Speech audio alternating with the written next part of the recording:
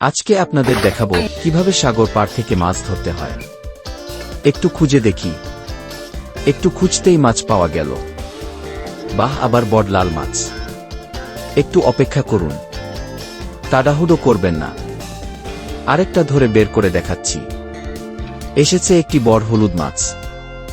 বাহ, একটা বড়, একটা ছোট। এটা 1 কেজি, এটা 3 কেজি। বড় মাছ, ছোট মাছ নিয়ে আসে।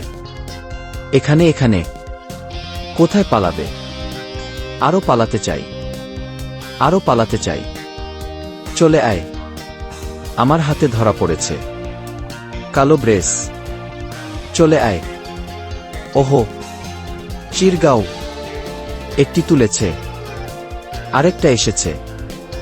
এই জল ইতিমধ্যেই জোয়ারের কারণে বেড়েছে। আমরা এখন যতটুকু ধরতে পারি ততটুকুই ধরব। আরে আরেকটা এসেছে। আজ ঘূর্ণিঝড় শেষ হওয়ার প্রথম দিন। ঘূর্ণিঝড়ের পর এখনো অনেক মাছ আছে।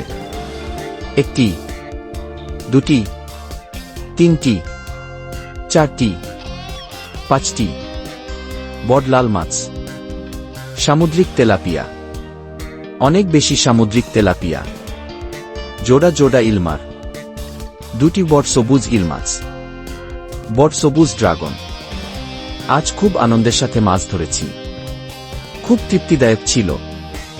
আজকের এই মাছ ধরা ভক্তদের দ্বারা 1500 টাকা দিয়ে প্যাকেজ কিনেছি।